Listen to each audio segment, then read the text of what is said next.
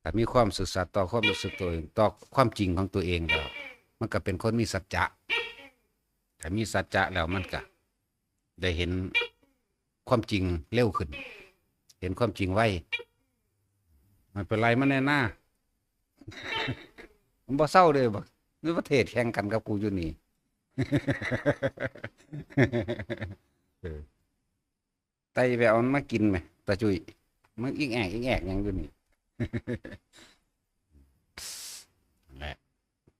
ให้ซื่อสัตย์ต่อความรู้สึกของเจ้าของเด้อให้จริงกับตัวเองแต่จริงกับตัวเองแล้วมันก็คอยออกไปหาจริงกับผู้อื่นเองดอกเขาสิได้พบธรรมะอันประเสริฐในหัวใจของเจ้าของเองได้เร็วมันสิเห็นความจริงได้เร็วแต่ของบางอย่างเขาอาจจะพูดความจริงกับผู้อื่นบ่ได้ก็คือเบาๆไปเลยบ่รู้บ่จักไปโลดทั้งสั้นแต่ว่าเขาสิพยายามปรับปรุงในตัวเองปรับปรุงตัวเองให้ยอมรับความจริงในตัวเองหลายๆอย่างให้ทุกคนมองผมมาใส่เจ้าของจังว่าสัจจะนี่เป็นความจริงในตัวเองท่านยอมรับความจริงในตัวเองได้แล้วก็ยอมรับความจริงในคำสอนพุทธเจ้าได้การเกิดเป็นทุกข์เอาความจริงตัวเองมาการเกิดเป็นทุกข์ทุกข์เพราะว่าหิวเพราะว่าร้อนเพราะว่าหนาวเจ็บไข้ได้ป่วยทุกข์เพราะว่าพลาดพลาดจากสิ่งที่รักนะทุกข์เพราะว่าย่านตายจากได้สิ่งใดแล้วก็บ่ได้ดังใจก็เป็นทุกข์ตั้งเส้นมันจะเห็นตัวนี้ได้เร็วได้จริงที่ว่ายอมรับความจริงก็คือบางที่เขากลับไปหาเสือสิ่งศักดิ์สิทธิ์ไปเสือสิ่งทั้งหลายเหล่านั้นมาหลอกลวงตัวเองคือ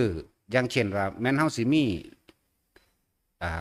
กระกุดของขังหรือสิ่งศักดิ์สิทธิ์ของขังต่างๆเต็มข้ออยู่เต็มแอวเต็ม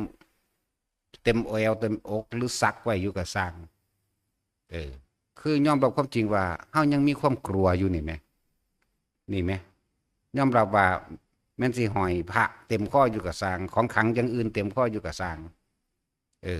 แต่ความย่านยังมีในเจ้าของนี่ไหมอะไรคือยอมรับความจริงแบบนี้ในตัวเองแบบนี้ที่บ่ยอมรับก็คือว่าไปหันมานี่กูก็นี่แล้วมีอันนี้แล้วไปป้องกันตัววะนี่คือบ่ยอมรับความจริงคือแม่งปิดบังความจริงในตนเองว่ามีของขังอันนี้แหละไปใส่กระสังกูบ่ย่านยังที่จริงความจริงน่ะถ้ามันย่านอยู่ก็คือว่าย่านโดนนะมันย่านอยู่ไปกลางค่ำกลางคืนไปป่าผู้เดียวไปตามผู้ตามผาหรือไปให้ไปหน้าผู้เดียวนี่ความจริงเจ้าของเองยังย่านอยู่นะแต่ว่าเวลาไปคุยกับผู้อื่นแบบนี้ว่านี่แล้วมีอันนี้แล้วป้องกันตัวดีเด้จังสิไหมแต่ความจริงกับของย่านอันความสิตัวอันอยากยกย่องของศักดิ์สิทธิ์อย่างที่ว่านั่นแหละมันเลยบ่พบพระธรรมจักเทือสิจริงเฮานั่นก็เลยว่าถ้าจะพบของจริงนะก็ให้ยอมรับความจริงในตนเองเหมือนบางอย่างเฮาสิเว้าบ่ได้เฮาก็บ่เว้าบ่คุยส่วนมากก็มีแนวสั่นจะคุยได้คนเนาะบ่มีผู้ใดถามถึงก็เว้าออกมาอวดอ้างเอาเองเป็นจังสั่นคนพาลหรือว่าคนบ่ยอมรับความจริงคนที่ความดีของเจ้าของเองแม้นผู้อื่นบ่ถามถึงก็เว้าออกมาอ้างเขานี่คนบ่ยอมรับความจริงเด้อความเลวของผู้อื่นแม้นผู้ใดบ่ถามถึงก็ไปเว้าความเลวของผู้อื่นออกมาประจานเด้เพื่อสิหยังเพื่อสิยกตนเป็นคนสำคัญแต่สุดท้ายแล้วคนที่ยกตนว่าเจ้าของเป็นคนสำคัญแต่ว่ากลับไปเป็นที่รังเกียจของทุกๆคนเด้สังเกตดีๆเด้อเป็นจังซั่นจะว่ายอมรับความจริงซะถ้าเฮายอมรับความจริงว่าเฮายังย้านแม้นสิมีอิหยังเข้าใจว่าศักดิ์สิทธิ์นั่นแหละแม้กระทั่งรูปพระพุทธเจ้าเหรียญพระพุทธเจ้าจังซี่บ่แม่นว่าเอามาคล้องคอไว้เนี่ยเพื่อว่าเป็นสิ่งศักดิ์สิทธิ์เป็นของขลังเด้สำหรับคนที่เข้าถึง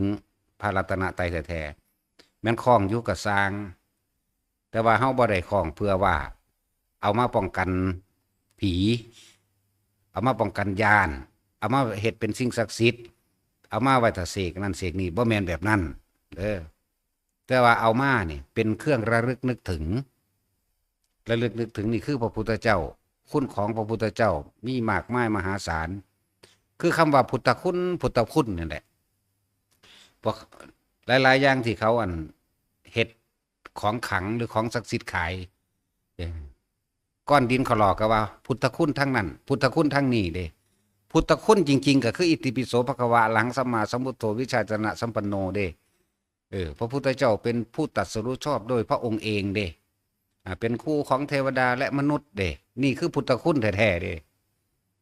นี่ต่างหากเป็นผู้รู้ผู้ตื่นผู้เบิกบานเป็นคู่ของเทวดาและมนุษย์จังสี่เด้อพุทธคุณมันแปลว่าจังสี่เด้อบัดนี้ไปอันยังก้อนหินเหล็กไหลมีพุทธคุณด้านนั้นด้านนี้จังสี่ความเข้าใจผิดของคนมันหลายอยู่เด้เพราะว่าการได้ยินได้ฟังคนบ่ได้ศึกษาธรรมะคำสอนพุทธเจ้าน่ะสิบ่รู้จักคำว่าพุทธคุณเด้สิไปเชื่อคนเว้าว่านี่เหล็กไหลเด้อนี่อันนี้เป็นคดนั่นเด้อนี่เป็นเบี้ยแก้นี่เด้อเบี้ยแก้นี่มีพุทธคุณทางนี้ว่าเด้มันบ่เกี่ยวกันเลยกับคำว่าพุทธคุณแก้ถึกคนใส่คนร้องจังซั่นจังซี่มีพุทธคุณทางแก้เด้อมันบ่ได้เกี่ยวกันกับคำว่าพุทธคุณเลยเด้อพุทธคุณพี่เคารพน้อมน้อมพุทธเจ้าพี่อันเป็นผู้รู้ผู้ตื่นผู้เบิกบานเป็นผู้ตรัสรู้โดยชอบโดยพระองค์เองพี่เป็นผู้มีเมตตาหาประมาณบ่ได้พี่พุทธคุณจังแม่นอันนั้นบ่แม่นพุทธคุณเด้อฟังดีๆอันนี้ พุทธคุณทางนั้นพุทธคุณทางนี้เฮ็ดปลัดคิกก็ว่าพุทธคุณเนาะ โอ้มันบ่แม่นมันบ่เกี่ยวกันเลยเด้อหลายอย่างนะที่พวกเขาถ้าบ่ฟังธรรมะพุทธเจ้าจริงๆบ่เข้าใจแน่นอนเลยนะชีเข็บก็เอามามีพุทธคุณเห็นบ่ที่เขาเฮ็ดใส่ผ้ายันชีเข็บยันแมงงอดยันแข่ยันงูยันขี้เกียมแม่นบ่เอาพวกเขาเคยเห็นบ่ที่เขามาโฆษณาขายหรือว่าเฮ็ดใส่ผ้าแดงผ้าแดงผ้าเขียวผ้านั่นผ้านี่อยู่นั่นนะพุทธคุณด้านป้องกันไสยศาสตร์ไสยศาสตร์นั่นมันแปลว่าความบ่รู้ของคนนอนหลับคนบ่มีวิชาคนบ่มีความรู้นั่นแหละป้องกันนั่นป้องกันนี่มันมีดอกไสยศาสตร์มันเป็นความงมงายของคนที่ไม่รู้ไม่ตื่นคนบ่เข้าถึงวิชาของพุทธเจ้าคนบ่รู้แจ้งเห็นจริงตามความเป็นจริงคำว่าไสยศาสตร์นั่นเด้อขี้เกียมสองหางจังซี่แหมเบิ่งแม่นบ่เอาบาดนี้ถือเดรัจฉานบ่สั่นเสือเพ่นเสือหัวขาด มีเบิดเนาะแม่นว่าล่ะหางเทือซักไปแต่คือหมานี่ก็คือบ่ว่าหมาเพ่นนะ เสือเพ่นสั่นวาดบ่ทันงามเล็บซักไปคือหมาเรียกว่าน่าสิว่าหมาเพ่น เสือเพ่นพุทธคุณทางหยังตีฟันแทงบ่เข้าว่าดิโอ้ยนั่นเห็นบ่ล่ะเขาถือนั่นแหละ ผู้ใดอยากพ้นจากการเกิดทั้งปวงอยากพ้นจากทุกข์ทั้งปวงคือการบ่กลับมาเกิดอีกอย่าไปสนใจเด้อคำว่าศักดิ์สิทธิ์ศักดิ์สิทธิ์คำว่าของขลังของศักดิ์สิทธิ์ของป้องกันบ่มีสิ่งใดป้องกันเฮาได้นอกจากสติเฮาเองคำว่าสตินี่มันกว้างขวางอยู่เด้สติรู้ในปัจจุบันขณะสมควรสิเว้าแบบนี้สมควรสิหลีกเลี่ยงแบบนี้เด้คำว่าสติแท้ๆมันนั่นนะอันสติอย่างหนึงคือสติเพ่งอยู่ในลมหายใจก็อีกอย่างหนึ่งเด้อที่เพิ่นบอกว่าบ่มีหยังรักษาปกป้องคุ้มครองเฮาได้เท่ากับสติสติแปลว่าระลึกนึกถึงนึกถึงสิ่งควรหรือบ่ควรก็ว่าไปแต่สติใกล้กรรมฐานก็คือสติรู้ลมหายใจเข้าออกแต่ถ้าข้ามน้ำจังสิให้มีสติน้ำนี่เลิกหรือบ่เลิกนอสติคือหยังหาใหม่มายังเบิ่งกันนะนี่ไหมระลึกนึกถึงว่าอันนี้ควรหรือบ่ควรก็ทดสอบทดลองไหมสติไหมนี่แหละบอกว่าหลายอย่างที่พวกเขาบ่เข้าใจคำว่าพุทธคุณเด้ออันหนึ่งเด้อเสือเพ่นก็ว่าพุทธคุณหมาคักๆจักว่าล่ะ ขี้เกียมสองหางพุทธคุณทั้งมหาลาล้วยโศกลาภหาเอาเด้อน่ะเนาะบ่ได้มีเด้ นั่งกวักก็ว่าพุทธคุณเด้คือว่ากวักคุณบ่เป็นว่าล่ะอิหยังอีกบักน้อยๆแม่เขาเอิ้นหยังตั้งปังอยู่นั่นน่ะกุมารทองโอ้ยของเฮาบ่ได้หัวซ่าแนวนี้แล้วบ่ฮู้จักบักน้อยๆเด้อ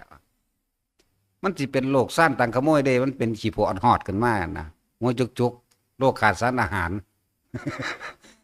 ก็ว่ากุมารทองมันซอยนั่นพุทธคุณแบบนั้นพุทธคุณแบบนี้นั่นแหละเห็นบ่นี่พุทธศาสนาถูกเคลือบแฝงเข้ามาโดยจังซี่เออเอามาหาอันเป็นของขายของ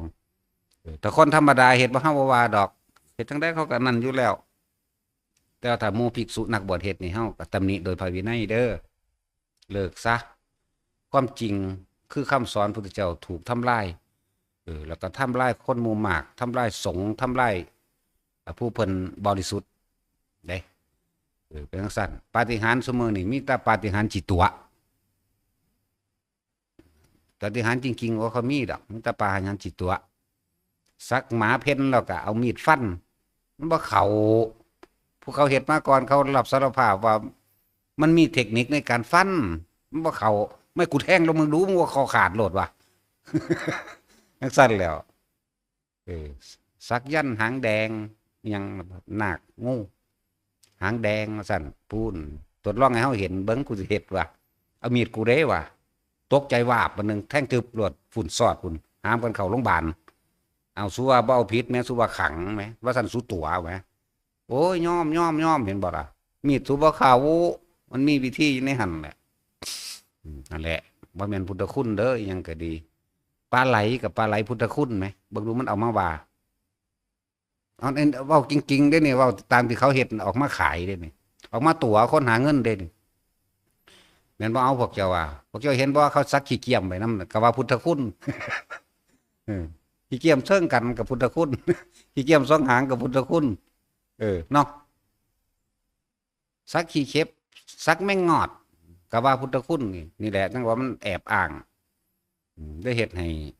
ความจริงถูกทำลายลงเลินเสื่อมจากความจริงธรรมะบ่เคยเสื่อมแต่ว่าคนเสื่อมจากความจริงเด้คนผู้นั้นได้เสื่อมจากของจริงเสื่อมจากการรู้แจ้งเห็นจริงตามความจริงโดยเกิดเป็นทุกข์แก้เป็นทุกข์พัดพรากจากสิ่งที่รักเป็นทุกข์นี่เด้สาเหตุแห่งทุกข์ทั้งหลายก็คือความอยากนี่เด้เมื่อมีความอยากแล้วก็เลยถูกล่อลวงไปเอาสิ่งเหล่านั้นแหละมาซอยหาเงินแม่นบ่ล่ะคือจังว่าไปเอาอันบักน้อยๆชีโพอันฮอดนั่นนะโรคมันเป็นโรคขาดสารอาหารกุมารทองกุมารทองเพราะกุมารแฝดโอ้ยเดี๋ยวมีเบิดจังซั่นแหละไปหานางกวักมาโอ้ยเนี่ยมันเป็นเม่นมันสิกวักได้อยู่บ่ล่ะมันก็ปวดแอวตัวทอดตัดสินมันนั่งกักอยู่จังซี่มึงกวักเข้าไปแต่เนี่ยกินมึงบ่แสบก็เลยคนขายนั่งกินจังซั่นแหละกวักเข้าไปแต่เขาบ่ซื้อหาเข้าไปน้ำส้มน้ำแดงน้ำเขียวไปใส่มันฮอดอาบลงพุ่นนั่นแหละเห็นว่าเปิดเผยความจริงต่างๆนานาสารพัดเด้อบ่ว่าสิเป็นขี้เกียมสองหางขี้เกียมเชิงกันเพราะว่าสิเป็นเสือเพ่นหมาเพ่นยันแม่งงอดยันแม่งเง่ายันขี่เช็บยันขี่ยันหางป่าเบิ่งดูปลาตะเพียนเรียกหยังเรียกโชคเรียกลาบบ่ก็มีไหมเบ้ยมันก็ธรรมดาเด้ไปถือเอาจังสั่นแหละแต่พวกเขาถ้ามีความคิดเห็นยุ่งสิแล้วเห็นละออกเบิดอันพวกเขาขายแล้วเขาบ่ฟังเฮาดอกฟังอยู่ถ้าจะฟังแต่ถ้าบ่เองไปทางเขานี่เขาก็สิเอาเฮาไปเป็นจุดโฆษณาคือกันแต่ว่าถ้าบ่เอ็นไปทางเขาก็ด่าเด้ซั่นด่ากระสังแมงแล้วคือเขาว่ากูนี่แหละคนหนึ่งที่ไม่ศรัทธามึงว่าซั่นก็คือว่าผูกคอตายกูเบิ่งกูจังเสือเนาะตาสินก็บอกก็ได้ว่าผูกคอตายฉันหมายบอกพร้อมกูสั่งมึงกูผูกคอตายเพราะมึงอันนี้บ่เสือได้ว่าสั่งเนาะจังซั่นเด้ผ่านเห็นบ่ล่ะจักว่าภิกษุนักบวชสำเร็จบักหานั่นมาพบมาเจอกูได้ว่าซั่นมึงสิบวชหาแม่มึงหยังมึงคือบ่ถ้ามึงนักเลงหรือมึงคือบ่ไปชกมวยบวชหาโคตรแม่มึงหยังถ้ามึงว่าถ้าสนใจมาเจอกูได้ ไปเป็นนักมวยแม่หลานจังได้เงินแต่เท่าเลยแต่ว่าบักหานก็เลยกูละคนหนึ่งว่าสัก็สร้างแม่มึงเหรอเนาะกูด่าฮอดโคตรพ่อโคตรแม่โคตรปู่โคตรย่าสูคนเด้กูบ่ได้สะอ่อนเด้ไปสร้างสั่นนั่นแหละถ้าว่ามีของขลังก็เอามาใส่กูแน่ใส่มาเลยกูท้าทายมาหลายปีแล้วแนวมื้อนี้กูหาจุดถิ่มเบิดละแนวมื้อนั้นก็เลยนั่นแหละพวกเฮาละออกเสียอย่าสิตัวต่อของเองอย่างเช่นว่ามีของขลังว่ามีของดีแนวนั้นนั่นนี่ปกป้องคุ้มครองเจ้าของแต่โดยความจริงนั่นน่ะไผก็มีหลายแล้วของขลังไผก็มีหลายแล้วของดีแต่ว่าที่พวกเจ้านี้บ่พ้นพวกก็คือทุกข์อยู่นี่แหมนี่แหมก็บ่หาความจริงตัวนี้อย่าตัวเจ้าของต้องบอกว่าอย่าตัวเจ้าของเด้อมันบ่ได้พบความจริงจักเทื่อถ้ารู้แจ้งความจริงแล้วฟาดทิ่มซะมันบ่ได้มีอีหลีมันบ่ได้เป็นตามที่พวกเขาคิดเด้อันเดียวพวกว่าสิเชี่ยมโชคลาภสิเชฟโชคลาภบ่เดี๋ยวนี้มีหยังเพิ่มขึ้นมาแมงมุมหยังดักลาบว่าซั่นโอ้ยเนาะซักอันเป็นเท่าใด8เหลี่ยมนี่แหละซักเป็นใหญ่ๆเขาดอกเป็นแมงมุมอยู่กลางว่าซั่นเบิ่งดูหั่นแต่ตัวมันเองก็หากินยากอยู่แล้วส่วนสิแม่งบินเข้าไปติดกับมันคนยังเป็นบ้าเข้าไว้พุทธคุณด้านดักลาบว่าซั่นโอ้ยยากหยังเด้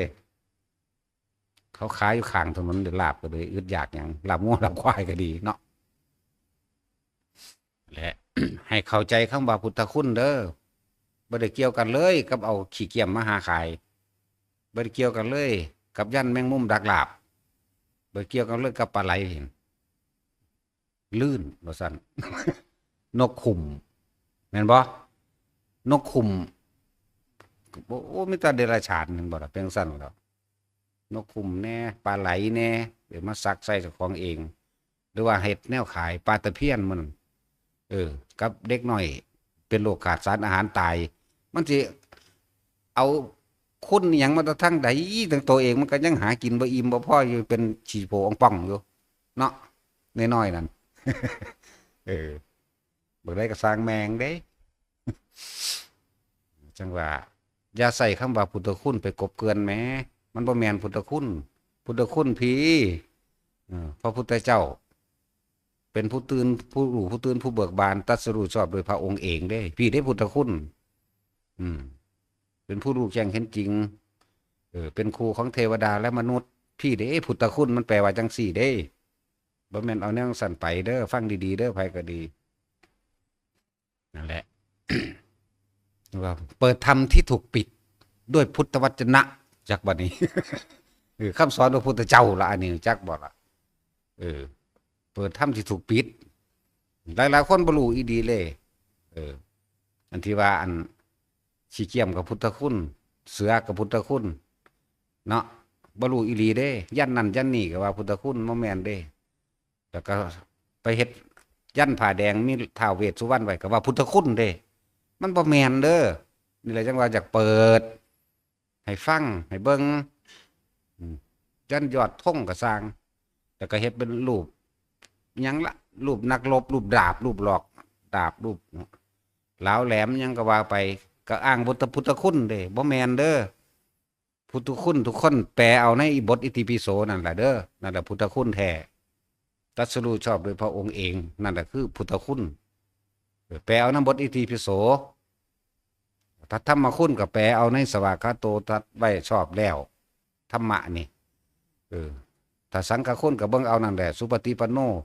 เป็นผู้ปฏิบัติดีปฏิบัติชอบเป็นบุรุษทั้ง4คู่ก็ว่าไปนั่นแหละมีโสดาสกิทาอาฆาอนาฆาอันนั้นได้ธรรมคุณเลยพุทธคุณธรรมคุณสังฆคุณอันสงฆ์นั่นน่ะนั่นตั้งหากเด้อบ่แม่นเด้ออันที่ว่าเฮ็ดขอลอยแค่แลจักสิวางได้มันบ่จักเสื่อมเขาก็เฮาบ่ได้หัวซาเหล็กไหลบ่เบี้ยแก้เหล็กไหลตาน้ำคดนั่นคดนี่แก้หยังบ่ได้เสียเงินถิ่มซื่อๆเด้อจะไปหาแล้วอีกอย่างหนึ่งคือเฮาสิพลาดโอกาสเสียโอกาสสิได้พบความจริงสิได้เห็นความจริงโดยอริยสัจเห็นความจริงว่าทุกข์เกิดขึ้นจากสิ่งนี้สาเหตุทุกข์คืออยากได้นั่นแหละ เมื่อมันอยากได้เลยก็เลยไปหาอาศัยสิ่งอื่นมาเป็นที่พึ่งแห่งตนทางบ่ได้ทุกข์ก็เก่าหมายถึงว่าพวกหลอกลวงเด้อพวกหลอกลวงคนมันมาแสวงหาทางพ้นทุกข์เป็นหยังคือเบาความจริงให้เขาเจ้าค้นพบทางพ้นทุกข์แห่งตนซะสาเหตุแห่งทุกข์ทั้งเบิดก็คือความเกิดถ้าว่าอยากทุกข์ก็อย่าเกิดพุทธเจ้าตรัสรู้ขึ้นมาแต่ละองค์บ่ได้มาแก้ปัญหาปากท้องให้ไผเด้บ่แม่นว่าเฮ็ดจังซี่สิรวยเจ้าสิได้ลาภได้ยศสรรเสริญคนสิโอ้ยซาลือว่าเจ้ารวยคักเจ้ามีอำนาจบ่ได้ว่าจังซี่เด้เพิ่นมาให้เฮาเห็นความจริงเด่นฉะนั้นผู้ใดเกิดมาแล้วก็อย่าจมอย่าบ่นโอ้ยว่าทุกข์ว่ายากอย่าบ่นเพราะความอยากของเจ้าเองเจ้าจึงเกิดอย่าบ่นเด้อบาดโอ้ยยังยากอยู่อันนั้นก็บ่มีอันนี้ก็บ่มีเมื่อยก็เมื่อยลูกเต้าล้อหลานก็บ่ดีก็บ่ได้ดังใจเขาเป็นจังสั่นเขาเป็นจังซี่อย่าจมเพราะความอยากของตัวเองเป็นตัวนำพานั่นสาเหตุแห่งความเกิดทั้งหลายสาเหตุแห่งทุกข์ทั้งหลายก็เพราะความอยากนั่นเองเห็นบ่ล่ะตัณหาอุปาทานนั่นแหละความอยากความยึดของเจ้าของเองแหละถ้าอยากพ้นจากทุกข์ทั้งปวงเลยก็หันเข้ามาเบิ่งความจริงในตนเองต่อเห็นหลายๆอย่างเกิดแก่เก็บตายเป็นธรรมดาเห็นอันนี้เห็นความบ่เที่ยงแท้แน่นอนคำว่าฐานะมั่นคงบ่มีดอกบางคนก็ล่มละลายเห็นบ่ฐานะมั่นคงจังสั่นจังสี่เศรษฐกิจมั่งคงจีรังยั่งยืนจังสี่บ่มีเห็นบ่นี่เน่ากันเฟะกันอยู่เดี๋ยวนี้แหละนั่นแหละต้องบอกว่าเริ่มจากบุคคลคนเดียวนี่แหละสักก่อนแล้วก็เริ่มปากใจของแต่ละคนถ้ามีความซื่อสัตย์ในตัวเองแล้วไม่โกหกตัวเองมันก็สิบ่โกหกอันอื่นก็เลยเอิ้นว่ามีสัจจะถ้ามีสัจจะแล้วกฎระเบียบก็เป็นไปด้วยความสงบเรียบร้อยกฎหมายก็เกิดกลายเป็นเรื่องที่เป็นจริงได้คนก็ปฏิบัติตามกฎหมายถ้ามีสัจจะแต่ว่านี่บ่โกหกตัวเองก็โกหกแล้วก็ต้องโกหกผู้อื่นอีกแล้วบ่มีสัจจะต่อไปเลยกฎหมายและกฎระเบียบใดๆจึงบ่มีความหมายเขียนขึ้นได้ก็ทำได้ได้มือเขียนตีนรูปเบิดนั่นแหละพวกนี้เอามือเขียนแต่เอาตีนลบเพราะว่ามันบ่เฮ็ดนำนี่แหละคือบ่เดินตามคือบ่ทำตามสั่นหรือเอาตีนลบเป็นจังซั่นนี่เฮาพูดถึงเรื่องการที่ทำให้ตัวเองพ้นจากความเกิดอย่างเดียวเด้อตัวอื่นเฮาอย่านำเข้ามาพึ่งตัวเองก็คือการกระทำของตัวเองพึ่งความจริงก็คือสิ่งที่เฮาเห็นอยู่นี่แหละจึงเรียกว่าพึ่งตนพึ่งธรรมให้เห็นตามความเป็นจริงสัตว์โลกเป็นไปตามกรรมคือการกระทำของตนเองอยากได้สิ่งใดก็ค้นคว้าเอาสิ่งนั้นโดยการลงมือทำในตนเองเด้นี่แหละคือพึ่งตนเองพึ่งธรรมคือความจริงบ่แม่นว่าพึ่งสิ่งศักดิ์สิทธิ์เป็นของหลอกพวกเข้าไปเข้าใจเอาเองพึ่งของขลังเป็นของหลอกพวกเข้าไปเข้าใจเอาเองความเชื่อกับความจริงคนละอย่างแล้วก็ถูกเคลือบแฝงโดยคำว่าพุทธคุณเขาไปกบเกลื่อนเพื่อจะขายของเองคนคิดดีๆเนี่ยเด้อเวลาเขามาขายลอตเตอรี่เด้อพรุ่งนี้รวยนั่นน่ะแต่มันหูปานนั้นมันก็คือบ่เอาเองสันเนาะแม่นบ่ล่ะมาหาเฮาบ่ได้เด้เอามึงคือบ่ซื้อเอาเองโลดแต่มึงหูคักปานนั้นเนาะคือกันกับกันที่ไปขายของขลังอ่ะนะผู้ใดได้รุ่นนี้ไปบูชาว่าดีมันว่าบูชาเด้แต่คำว่าบูชายังบ่เข้าใจอยู่ได้รุ่นนี้ไปอธิษฐานเอาเด้อได้ทุกอย่างมึงคือบ่อธิษฐานเอาเองคือกันแล้วก็พรุ่งนี้รวยเนาะมึงเชื่ออยู่วะแท็กซี่ พรุ่งนี้รวยโอ้ยหูปานนั้นกูก็บ่เอามาขายแล้วกูก็เอาเองแล้วเนาะผู้ได้รุ่นนี้ไปบัดนี้แม่นพวกขายของขลังมันเนาะอธิษฐานเอาอุ้ยพุทธคุณจังซั่นจังซี่นี่นะเห็นว่าล่ะมันเอาคำว่าพุทธคุณได้มาอ้างหน้าไว้ซะก่อนมันบ่แม่นเด้ก่อนสิมาขะรอก็ว่าพุทธคุณ โอ้ยจังแม่นอีหยังจังซั่นล่ะ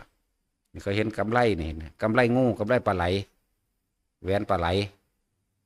อุ้ยพุทธคุณจังซั่นจังซี่เด้ผู้ใดได้ปกป้องคุ้มครองแบบนั้นแบบนี้ว่าเด้จังซั่นแหล้วนั่นแหละให้เฮาเห็นความจริงซะ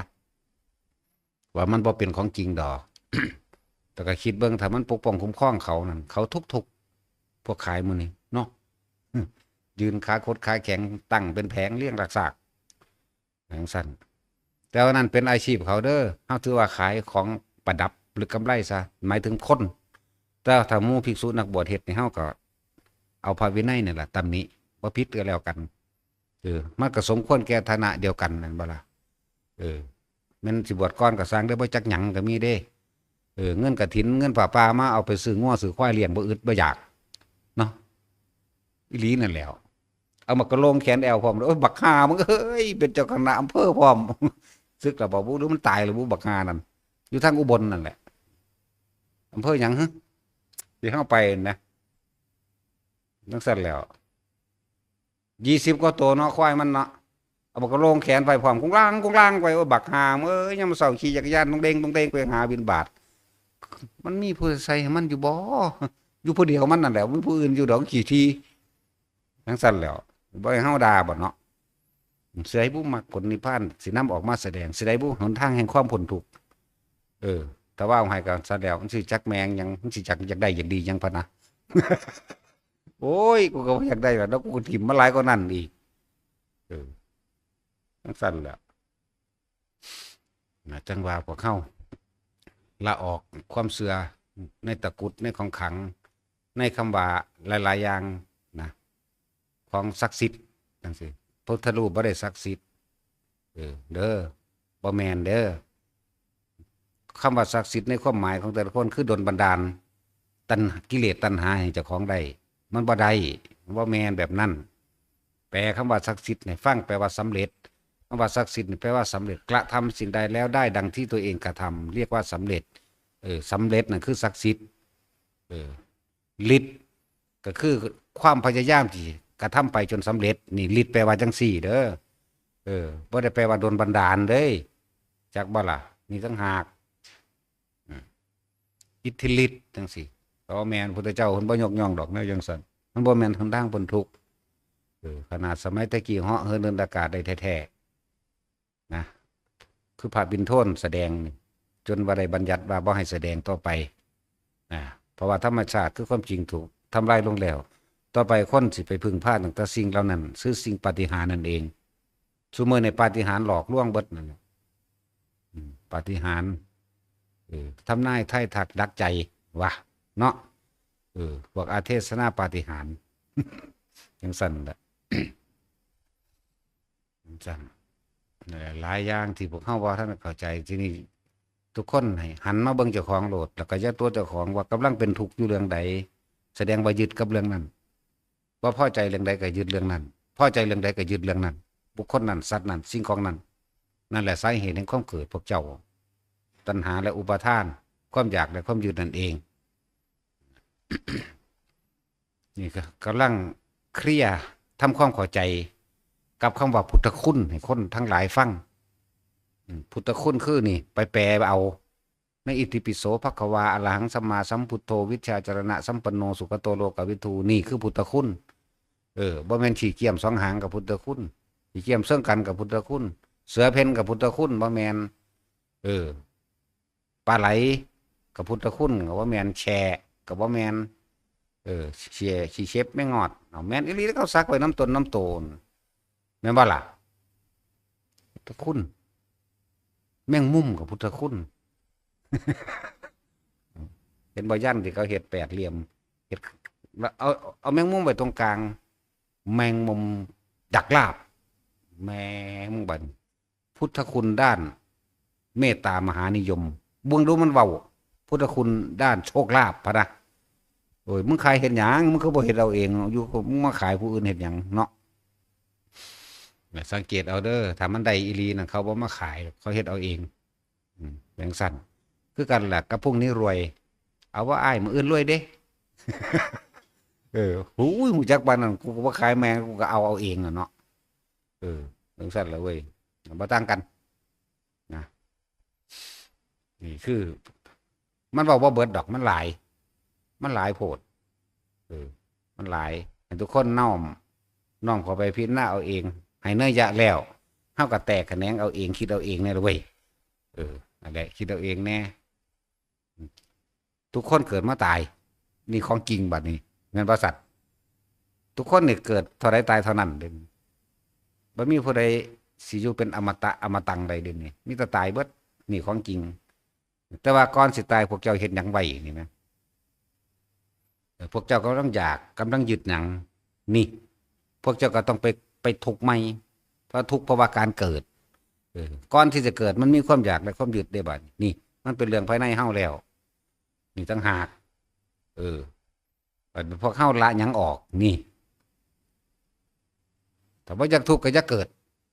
เนาะง่ายๆคือเว้ามา2มื้อแล้วเด้นี่เรื่องพระพุทธเจ้าเฮานี่อุบัติขึ้นมานี่เพื่อจะแก้ปัญหาทุกข์เข้าใจบ่นี่แก้ปัญหาใหญ่เลยบ่ได้มาแก้ปัญหาปากท้องความอยู่ดีกินดีบ่ได้มาเอาลาภยศสรรเสริญให้ไผแต่แก้ปัญหาปากท้องความอยู่ดีกินดีขุมท้องทั้ง4ของเพิ่นก็มีมั้ยเพิ่นก็หาแจกคนเบิดโลกนี่ตัวพุ่นเฮาระลึกนึกเบื้องตอนที่แรกเกิดเป็นลูกเจ้าฟ้ามหากษัตริย์ต่อไปก็ต้องได้เป็นกษัตริย์หลังจากเป็นกษัตริย์แล้วก็สิได้เป็นเจ้ามหาจักรพรรดิพร้อมครองจักรวาลได้จักรพรรดินี่เพิ่นยังสละออกได้บัดนี้เพิ่นออกเพิ่นสละออกเบิดเลยถ้าเพิ่นจะแก้ปัญหาทุกข์ให้คนด้วยวิธีการเอาเงินเอาทองไปแจกเพิ่นก็เฮ็ดได้แต่ว่านั่นไม่ใช่การพ้นทุกข์อย่างแท้จริงแต่ว่ากลับเป็นการเพิ่มทุกข์ให้อีกเสียด้วยเพราะคนสิบ่เฮ็ดหยังมีแต่สิไปขอเอาน้ำเพิ่นท้องเพิ่นมี4ขุมท้องนั่นกว้างกิโลเมตรนึงลึกกิโลเมตรนึงยาวกิโลเมตรนึง4ขุมขุดเอาเท่าใดก็บ่เบิดแน่แจกคนทั่วโลกก็ครบเด้นั่นน่ะจังซั่นแล้วคือบ่เอาไปแจกถ้าสิแก้ปัญหาปากท้องเนาะลาภยศสรรเสริญเพิ่นถิ่มมาแล้วแหน่กษัตริย์ผู้ใดก็อยากเอาหยังให้ตัวมีลูกสาวงามๆก็เอาให้แต่ขี้ไล่ก็โอ้ยเพิ่นสิเบิ่งของเฮาบ่ก็สิไล่เนี่ยก็ยังว่าอยู่เนาะคือเฮาเอาของมาถวายพระที่เฮาเคารพนั่นแหละก็หาแต่แนวดีๆคือกันกษัตริย์ก็ต้องเอาลูกผู้สาวพวกงามเลยไผสิเอาอีลอยอีโหลยไปถวายเดี๋ยวนี้ เอาอยู่บ่เปียงเป๊ะเปียงเป๊ะไปนั่นน่ะก็สิเบิ่งอยู่บ่เนาะก็เหลียวเบิ่งตัวอย่างแหมมีแต่ผู้งามๆเลยเนี่ยเอาอีโหลยไปอยู่บ่ อยากบ่ขารีบจับแทงไปไผสิไปสิซบปากบานเพ้อว่าห้าวแขนนี่ไผสิเอาเนาะตุ่มกี่วันบักไงใส่ตาจังซี่ ไผสิกล้าเอาไปถวายคือเต่าขี้ไล่จังซี่โอ้ยยันเขาประหารถิ่มซื่อๆอยู่เอ้ยปล่อยให้ใหญ่มาได้จังได๋โลดเด้อโอ้ยเอามันประหารโลดแล้วเต่าขี้ไล่เนาะตั้งแต่แม่เราก็เวลาหยอกก็ไม้2 เม็ดพุ่นเนาะ หักอยู่ก็อยากหยอกอยู่แต่ว่าจักมันเป็นจังไดไม้2 เม็ดพุ่นแย่แอวซะก่อนยุดบัดนึงโอ้ยติงอยู่ตัวนี้เท่านั้นล่ะจังซั่นแหล้วเขาบ่ไปถวายดอกคาราชานั่นขี้ไล่จังซั่นแหละเว้ยไปเห็นบ่นางพันธุรัตน์ ผมยิกๆหยองๆข้อสั่นๆตั้งมอต้อสิสบบานเพ้อเบ้ออยู่ตุ่มขี้วันบักไงใต้ตา สั่นตัวซื้อกับมวลโพดแต่ว่าเบิ่งรูปร่างกันสิหลายนะนางพันธุรัตน์ว่าซั่นเนาะซื้อไหมม่วนเด้พันธุรัตน์นี่เป็นซื้อม่วนเด้แต่ว่าอีหยักขมูขี่นี่ใครแน่ ซึ่งสิสมซื้อมันหัวหยองๆปากบานเพ้อเบ้อตุ่มขี้แมงวันอันหนึ่งอยู่ใต้ตาตุ่มขี้แมงวันอยู่ใต้ศพ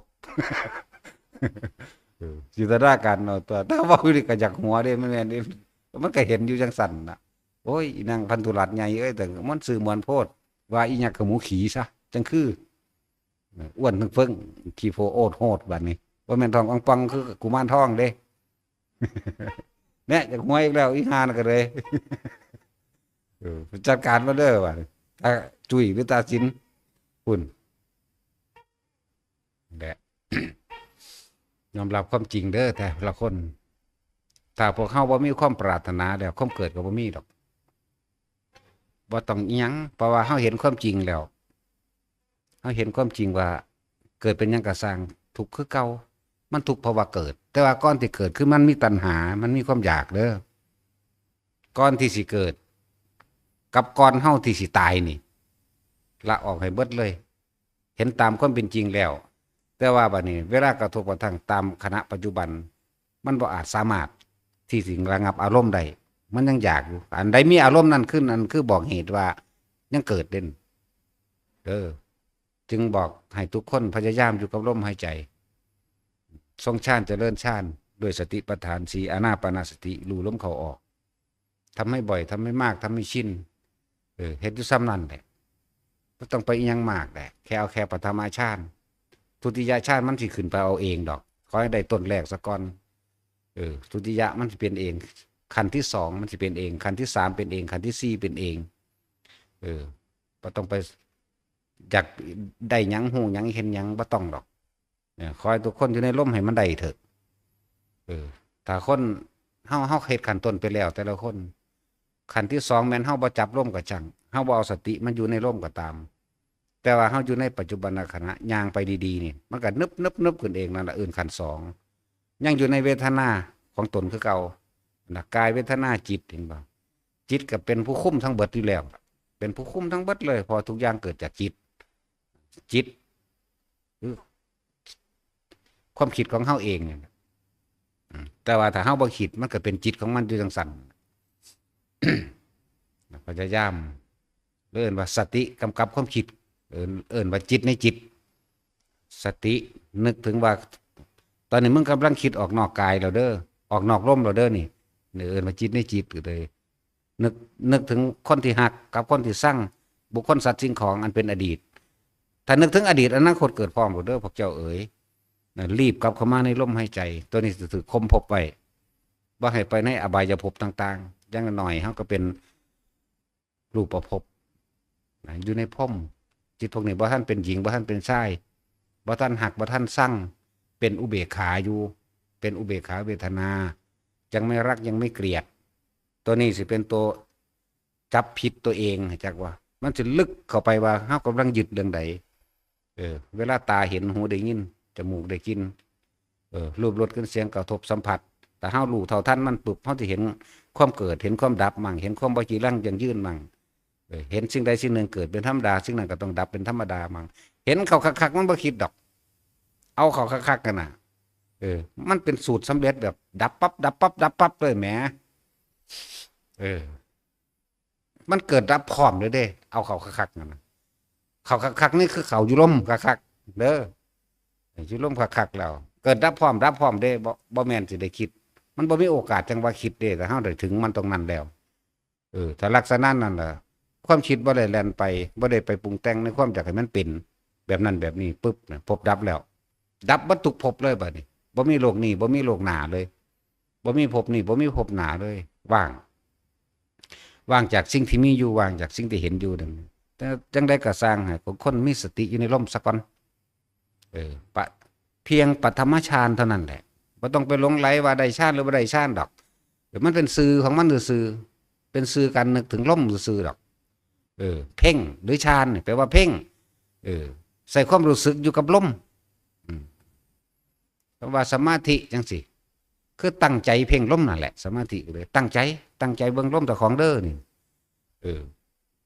พระพุทธเจ้าเพิ่นเทศเอาไว้นั่นน่ะคำว่าคณิกะอุปจาระหรืออัปปนานี่บ่ค่อยเพิ่นบ่ค่อยเว้าดอกแต่ว่ามันได้มีมาแล้วเฮาก็ค่อยๆแก้ไปให้ซื่อๆเวลาคณิกะก็หมายถึงขณะที่สงบในขณะที่สงบเพราะว่าเราเพ่งอยู่ในอารมณ์อันเป็นหนึ่งคือลมหายใจเข้าออกนี่เป็นหนึ่งแล้วอุปจาระมันมีมาแล้วเขาก็เลยว่าถ้าพวกเจ้าไปคิดน้ำอันนั้นอันนี้อันนั้นเลยว่ามันอุบัติขึ้นมาก่อกวนความตั้งมั่นของพวกเจ้าเองตั้งมั่นนี่ตั้งมั่นในลมให้เข้าใจตั้งมั่นในลมโลดแล้วสมาธิ8ระดับบัดนี้ตั้งแต่ปฐมฌานทุติยฌานตติยฌานสมาธิเบิดหมายถึงความตั้งใจเพ่งอยู่ในระดับที่1ด้วยการทรงฌานเจริญฌานด้วยปฐมฌานทุติยฌานตติยฌานจตุตฌานจนถึงว่าอากาสานัญจนะเครื่องอยู่อันเป็นสุขเด้เข้าใจบ่อากาสานัญจายตนะนี่วิญญาณัญจายตนะ อากินจัญญาตนะเนวสัญญานาสัญญาตนะมันเป็นเครื่องอยู่อันเป็นสุขถ้ามันอยู่ว่างๆว่างๆของมันได้ลักษณะนั้นแม้นจะมีอยู่มันก็เป็นสุขได้เพราะว่าเขาบ่ได้นึกปรุงแต่งแปลงสั้นระดับที่9สัญญาเวทยิตะนิโรธบ่ท่านเว้าหยังดอกนั้นจักว่าล่ะมันสิดับเอาเองดอกแต่ได้ปฐมฌานก่อนถือไผก็ดีได้แค่ว่าเป็นผู้มีสติรู้อยู่หายใจเข้าออกมีอาการปิติเกิดขึ้นต่อมามันสิเป็นเอาเองลมหายใจไม่มีอยู่แต่มีอาการปิติเกิดขึ้นเป็นอารมณ์เป็นหนึ่งต่อไปอาการปิติอันเกิดจากปิติยังแห้งนะหายไปเหลือแต่ปัสสัทธิความสงบเย็นใจจิตกระเบากายกระเบาโล่งโปร่งอยู่เช่นนั้นนี่เป็นชั้นที่3ตอนที่ตัดการรับรู้ทั้งหมดตัดการรับรู้ตาหูจมูกลิ้นกายไม่มีความรู้สึกทางกายเหลือแต่ทางใจโดดเด่นล้วนๆอยู่จังสั่นเฮาสิฮู้อยู่ดอกเฮาสิฮู้ว่าเฮาอยู่หม่องนึงว่างๆโล่งไปเบิดบ่มีแสงแต่ว่าว่างแจ้งหังบ่แม่นแจ้งมีแสงเข้าใจบ่ดูในความว่างอันนี้มันเป็นเอาเองดอกนั่นแหละมันตัดเข้าไปชั้น4เอาเองพวกนี้คิดบ่ได้บ่มีความคิดแต่ว่ารู้อยู่ว่ามันเป็นอยู่ในหม่องดึงโล่งมันก็ได้แต่อุปมาเอาไว้ว่าท้องฟ้าที่บ่มีก้อนเมฆเลยบ่มีดาวเลยบ่มีดวงอาทิตย์เลยแต่ว่าเฮาเป็นว่างๆอยู่ในจังซั่นนะโล่งโปร่งไปเบิดนั่นน่ะแต่ว่าอันนี้มันบ่ได้รับรู้ในความรู้สึกอันอื่นหรอกเด้มันมีแต่รู้ตัวจิตมันตัวเดียวนั่นแหละจิตก็เลยจิตเป็นจังซั่นว่างๆบอกอย่างนึงความหลุดพ้นทั้งจิตซื่อๆได้นั่นน่ะคือจิตมันบ่คิดแล้วหลุดพ้นทั้งจิตเจโตวิมุตติถ้ามันออกมาแล้วก็จังมาเริ่มต้น1 2 3มั้ยถ้าคำว่าปัญญาวิมุตติก็คือเห็นตามความเป็นจริงนั่นเองเจโตวิมุตติปัญญาวิมุตติก็ตีคู่กันศัพท์มันว่าสมถะหรือวิปัสสนาก็ต้องคู่กันนั่นเองศัพท์มันแต่พวกเฮาบ่ได้เข้าใจปานใดดอกก็เลยเว้าวิธีที่ง่ายซะเด้อแต่มาค่าแปลบาลีอยู่นี่ก็พอแห้งอยู่แล้วอยู่ในหูดังใดนั่นแหละไผตายในหูดังใดล่ะจบละจังนั้นหน่อยก็อนาคามีเป็นผู้ไม่กลับมาเกิดอีกไม่มีรูปลักษณะท่าทางของบุคคลสัตว์สิ่งของให้เข้าไปข้องเกี่ยวไม่มีอรูปเนี่ยเวทนาสัญญาสังขารวิญญาณนี่ไม่มีตัวนี้ตอนนี้มันอยู่เป็นอุเบกขาจากบ่จังสั่นตัวเมื่อจิตไม่คิดถึงบุคคลสัตว์สิ่งของจึงไม่มีที่ตั้งอยู่เมื่อไม่มีที่ตั้งอยู่ความปรุงแต่งก็ไม่มีที่ตั้งอยู่ในรูปบุคคลสัตว์สิ่งของอารมณ์ต่างๆย่อมเกิดขึ้นไม่ได้เวทนาเกิดขึ้นไม่ได้ตอนนั้นเลยบอกว่าแต่ละคนถ้าผู้ใดตายในลมหายใจใดอย่างน้อยอนาคามีอย่างไรอรหันต์เลยบาดใจขาดปุ๊บนั่นน่ะเนี่ยเพิ่นบ่ได้สอนเฮายากเลยพระพุทธเจ้าสอนมันวิธีมันสอนให้รู้อยู่กับลมนี่นึงเด้นอกนั้นมันสิเป็นเองดอกนะสติมันมีอยู่แล้วมันทั้งรู้ของมันเองดอกบุคคลผู้นั้นก็รู้ในบุคคลเจ้าของเองนั่นแหละอย่างสั้นว่างบ่มีคำเว้าดอกอันเรื่องว่างอันอยู่ในหั่นแหละมันบอกอารมณ์ว่างโดยความรู้สึกบ่ได้มันบ่มีว่างจากสิ่งที่มีอยู่เห็นเบิดทุกคนอยู่นี่แต่ว่าว่างบ่เคยมีในใจเฮาจักคนจังซี่นะก็เท่านั้นแหละจักสิว่างได้มันศูนย์บ่ฮักไผจักคนอยู่นี่ก็บ่สั่งไผจักคนอีกจังซี่แหนะมันบ่มีแหมต้นไม้ก็คือกันหยังก็แล้วแต่ทุกอย่างน่ะบ่ฮักบ่สั่งจักอย่างเลยแหมมันบอกความรู้สึกได้ว่ามันก็บ่มีความรู้สึกซั่นตัวเนาะบ่ฮักบ่สั่งเพราะว่ามันบ่คิดแต่มันเห็นแล้วว่าทุกอย่างเรียบร้อยเบิดอยู่นี่ตั้งแต่โลกนี่ก็ยังต้องดับด้วยพวกเจ้าเอ๋ยอันตทานตรกัปพุ่นพุทธศาสนาเกิดขึ้นเนาะในศาสนาของพุทธเจ้าโคดมเป็นหยังมันคือเสื่อมเป็นหยังมันคือดับก็เพราะว่ามันเกิดเนาะก็คือคนน่ะแต่มันเป็นหยังจังทุกข์ก็เพราะว่ามันเกิดมันเลยทุกข์พุทธศาสนาโดยคำว่าพุทธศาสนาคำว่าพระพุทธเจ้าเกิดขึ้นนะเป็นหยังมันคือเสื่อมก็เพราะมันเกิดมันเลยดับคือกันนั่นแหละโลกก็คือกันกับโลกเพราะว่าโลกมันเกิดโลกก็ต้องดับคือกันนั่นแหละแต่ว่าธรรมะบ่ดับเด้จักบ่ล่ะ พุทธเจ้าสิเกิดหรือบ่เกิดก็สร้างความเป็นจริงของสิ่งทั้งหลายทั้งปวงย่อมเป็นอยู่เช่นนั้นมีอยู่เช่นนั้นภายในพานก็มีอยู่เช่นนั้นสวรรค์นรกก็มีอยู่เช่นนั้นบ่ล่ะความเกิดความดับก็มีอยู่เช่นนั้นแต่ว่าพระองค์เกิดมาเนี่ยหมายถึงสวัยเสวยชาติเป็นพระโพธิสัตว์สะสมประสบการณ์เพื่อสินำความจริงประสบการณ์จริงของตนเองออกมาแสดงได้แล้วนะเพิ่นจึงสังสมมากก็เลยว่ารู้ทุกอย่างนั่นแหละผู้ใดถามยังก็ตอบได้เบิดก็อาศัยประสบการณ์ความรู้จริงของพระองค์เองได้เอามาเว้านั่นแล้วจึงบอกว่าแต่คนจะตัวเจ้าของเด้อให้ยอมรับถ้าคนบ่ซื่อสัตย์ตัวเองสัตยะนี่หมายถึงความซื่อสัตย์แก่ตนเองถ้าบ่ซื่อสัตย์ตัวเองก็เสียสัจจะกับผู้อื่นได้เพราะท่านถือว่ากฎหมายหรือกฎระเบียบใดๆก็ช่างถ้าไม่มีความซื่อสัตย์หรือไม่มีสัจจะแล้วถูกทำลายเบิดอย่างสั้นมันก็น้อมเข้ามาทั้งให้ซื่อสัตย์กับความรู้สึกตัวเองซะถ้ามันยังมีอยู่กับว่ามันมีจ้ะถ้าว่ามันบ่มีมันก็บอกบ่ได้เพราะว่ามันบ่มี มีแต่อุปมาอุปไมยเปรียบเทียบให้ฟังซื่อบ่มีคือบ่มีนะอย่างสั้นนั่นแหละวิธีมันเฮาก็แนะกันอยู่เสมอล่ะทรงฌานจับจุดนาโลมเรียกว่าทำกรรมฐานอันหนึ่งแต่ว่าหลักไงคือลมหายใจอยู่แล้วอย่าหนีจากลมคิดว่าออกบอกว่าถือก็คือลมหายใจสิย่านหยังก็สร้างจะคิดออกไปหาสิ่งที่เป็นตาญาณลมหายใจฝึกเอาไว้ทำบ่อยทำมากชินชำนาญแล้วเกิดยังขึ้นมันเข้าเองดอกปั๊บเข้าเองดอกนั่นแหละเอาสมาทาน